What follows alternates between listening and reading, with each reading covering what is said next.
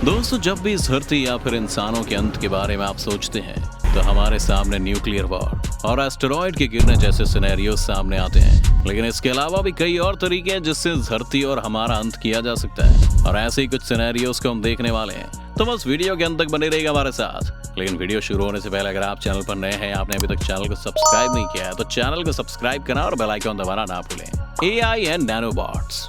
Artificial intelligence या AI किस तरह से इंसानों को धरती से खत्म कर सकती है, ये चीज हम कई बार मूवीज में देख चुके हैं। और एआई के लिए इंसानों का अंत करना बहुत ही लॉजिकल भी होगा। खुद ही सोचिए, अगर एक कंप्यूटर प्रोग्राम खुद सेल्फ अवेयर हो जाता है और सोचने लगता है तो उसे धरती के रास्ते में सबसे बड़ी चुनौती इंसान ही लगेंगे, क्योंकि हम लोग बहुत स्लो हैं। हमारे पास कोई खास फिजिकल कैपेबिलिटीज भी नहीं है, और इसके बावजूद भी हम आपस में लड़कर एक दूसरे की जिंदगियां मुश्किल बनाते रहते हैं। एक एआई के लिए यही बेहतर होगा कि वो इंसानों को खत्म कर दे और खुद इस धरती को कंट्रोल करे।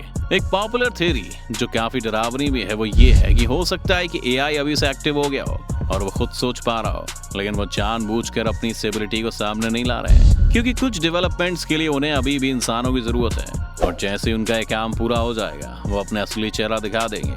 अगर एआई खुद भी खत्म ना करना चाहे तो ये खतरा हमेशा बना रहता है कि टेक्नोलॉजी टेररिस्ट के हाथ में पड़ सकती है, जो इन्हें अपने मकसद को पूरा करने के लिए इस्तेमाल भी कर सकते हैं। एआई के अलावा एक दूसरी पॉसिबिलिटी ये भी है कि नैनोबॉट्स इंसान को खत्म कर दें। आपको पता ही होगा कि नैनोबॉट्स बहुत ही छोटे होते हैं और इनका इस्तेमाल फ्यूचर में मेडिकल साइंस की फील्ड में किया जाएगा।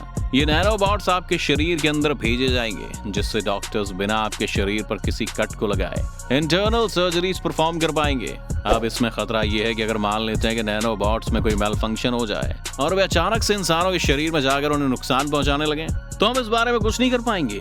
ये रोबोट्स इतने छोटे होते हैं कि इन्हें आप किसी भी हथियार से रोक नहीं सकते। इसीलिए इन्हें डिजाइन करते हुए हमें ध्यान रखना होगा कि हम इनमें एक सेल्फ डिस्ट्रक्शन बटन लगा दें, ताकि अगर किसी नैनोबॉट में प्रॉब्लम भी आ जाए तो उसे वहीं पर खत्म किया जा सके।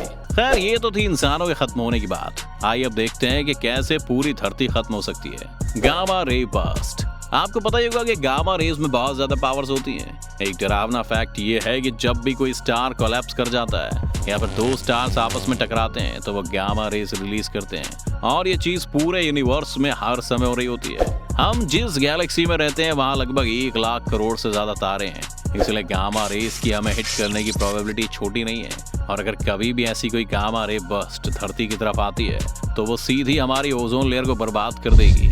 इस पॉइंट पर न सिर्फ गामा रेज बल्कि सूरज से आने वाला रेडिएशन भी हमारे सभी महासागरों को सुखा देगा, और धरती पर गर्मी इस कदर बढ़ जाएगी कि हम सभी तंदूर की तरफ पक जाएंगे। अगर कोई इंसान इससे बच भी जाता है तो इस रेडिएशन के कारण उसके अंदर कैंसर जैसी बीमारियां पैदा हो सकती हैं। तो धरती भी इससे पूरी तरह तबाह हो सकती है, क्योंकि इससे वॉल्केनोस फूटेंगे और हमारी धरती धीरे धीरे इवेपोरेट करना शुरू कर देगी। पर धरती के अंत के लिए आपको बाकी स्टार्स तक जाने की जरूरत भी नहीं है। खुद हमारा अपना सूरज भी हमें तबाह कर सकता है। कोलैप्स ऑफ द सन।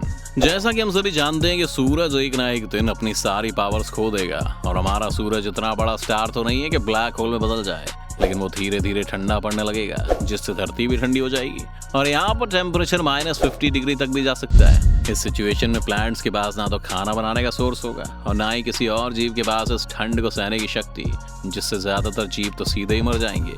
ऐसे में कुछ इंसान बहुत गहरे गड्ढे करके जमीन के नीचे रह सकते हैं, क्योंकि अर्थ के कोर के कारण उन्हें वहां पर थोड़ी गर्मी तो मिलेगी। लेकिन जल्दी हम सभी फॉसिल फ्यूल्स को खत्म कर देंगे और हमारे पास एनर्जी का कोई और सोर्स भी नहीं बचेगा। सोलर और विंड पावर भी नहीं होगी और पूरी तरह से सभी तरह का जीवन खत्म हो जाएगा। वैसे जीवन तो खत्म जीवन को ढूंढने से भी हो सकता है, क्योंकि हम एलियंस की बात अब करने वाले हैं। Alien invasion. वैसे तो लोग एलियंस में विश्वास नहीं रखते हैं और उन्हें लगता है कि एलियंस से इंसान कभी नहीं मिलेंगे, क्योंकि किसी और प्लैनेट पर लाइफ है या नहीं। पर जरा खुद सोच कर देखिए कि हमारे मिल्की वे गैलेक्सी में हजारों करोड़ों ग्रह हैं, पर ऐसे ही करोड़ों गैलेक्सीज हैं जिनमें और भी ज्यादा ग्रह हैं। ये सोचना कि इतने सारे ग्रहों में एक भी ग्रह ऐसा नहीं होगा जहाँ जीवन नहीं है, ये काफी बड़ी भूल होगी। अगर हर 1 करोड़ में से एक ग्रह पर भी जीवन है तो सिर्फ हमारी गैलेक्सी में ही हजारों ग्रह ऐसे मिल सकते हैं जहाँ जीवन हो सकता है। हमारी परेशानी एलियंस के साथ दो तरफा है। अगर एलियंस हैं और वो हमसे भी ज्यादा एडवांस्ड हैं तो ये हमेशा खतरा बना रहेगा कि वो हम पे अटैक कर सकते हैं। जब एक ही प्लेनेट पर रहकर एक देश दूसरे देश पर हमला कर सकता है तो हम एलियंस के बारे में तो ये कल्पना कर ही सकते हैं। लेकिन मान लेते हैं कि एलियंस अगर हमें मिले तो वो फ्रेंडली एलियंस होंगे या फिर हमें किसी ग्रह के बैक्टीरिया के फॉर्म में एलियंस मिलेंगे। लेकिन यहाँ पर भी खतरा है कि एलियंस अपने साथ वायरसेस लेकर आएंगे। ये हमें नहीं पता कि वो वायरस हमारे शरीर के साथ क्या कर सकते हैं। अभी हाल ही में हमने देखा कि हमारे प्लेनेट पर जन्मे एक वायरस ने पूरे 1 साल तक सभी को घरों में बंद कर दिया, और वो भी तब जब उस वायरस के बारे में हमारे साइंटिस्ट पहले से जानते थे। लेकिन अगर एक फॉरेन या एलियन वायरस धरती पर आता है तो उससे बच पाना काफी मुश्किल हो जाएगा। एक इंटरेस्टिंग चीज वैसे ये भी है कि अगर कभी धरती पर एलियंस का हमला होता भी है तो वो इंसानों से तो शायद ही लड़ पाए, लेकिन हमारे प्लैनेट के बैक्टीरिया वायरसेस से नहीं लड़ पाएंगे, और शायद इसी वजह से वो भी खत्म हो जाएं। Super volcanoes.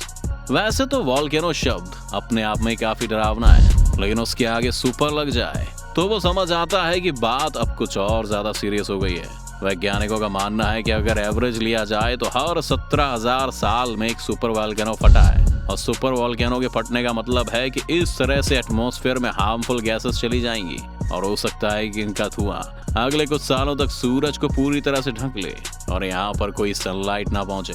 आप जानते हैं कि सनलाइट के बिना तो हम जीवन इमेजिन नहीं कर सकते हैं। साथ ही इस वॉल्केनो से निकली हुई गैसेस एटमॉस्फेयर में ऑक्सीजन को घटा देंगी और इससे सांस लेने में भी हमें प्रॉब्लम होने लगेगी।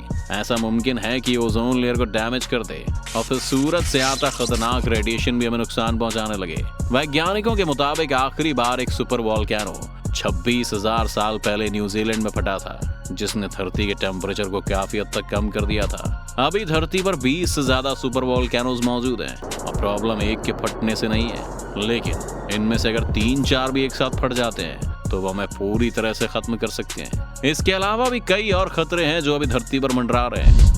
एस्टेरॉइड के हिट करने का जिक्र तो हमने शुरुआत में किया ही है, लेकिन हम इंसानों द्वारा इन्वेंट किए गए न्यूक्लियर बॉम्ब्स और क्लाइमेट चेंज को भी नहीं भूल सकते। क्लाइमेट चेंज की अगर हम बात करें तो हर साल हम किसी न किसी देश में कोई भयंकर बाढ़ या सूखा देख रहे हैं, जो कि बिल्कुल भी रैंडम नहीं है। सभी के सभी सबूत क्लाइमेट चेंज को ही इसका जिम्मेदार ठहरा रहे हैं। क्लाइमेट चेंज से ग्लेशियर्स की आइस का पिघलना और समुद्र में बाढ़ आना भी अब कॉमन हो गया है, और कुछ ही समय में ये शहरों तक भी पहुंच सकता है। हालांकि इससे बड़ा खतरा न्यूक्लियर बॉम्ब्स का है। इस वक्त दुनिया भर में 5,000 से भी ज्यादा न्यूक्लियर बॉम्ब्स हैं, जो कि इस प्लेनेट पर मौजूद हर एक चीज को डिस्ट्रॉय करने में पूरी तरह केपेबल हैं। जिस तरह से दुनिया भर में पॉलिटिक्स बिगड़ रही है और हम शी जिनपिंग या पुतिन जैसे नेताओं को अपनी पावर्स का इस्तेमाल करते हुए देखते हैं, आज न्यूक्लियर वेपन्स हमें बहुत बड़ा थ्रेट बनकर उभरा है। तो दोस्तों, ये थे कुछ वो तरीके जिससे इंसान और इस धरती का विनाश हो सकता है। कुछ चीजों को हमने समय की कमी के कारण छोड़ दिया है। तो अगर आप भी चाहते हैं कि हम इस वीडियो का सेकंड पार्ट बनाएं, तो हमें कमेंट सेक्शन में पार्ट 2 लिखकर जरूर बताइएगा। उम्मीद है आपको आज की इस वीडियो से काफी कुछ सीखने को मिला होगा। अगर आपको वीडियो पसंद आई तो वीडियो को लाइक करें, और अगर आप इस चैनल पर नए हैं तो जाने से पहले चैनल को सब्सक्राइब करना भी ना भूलें।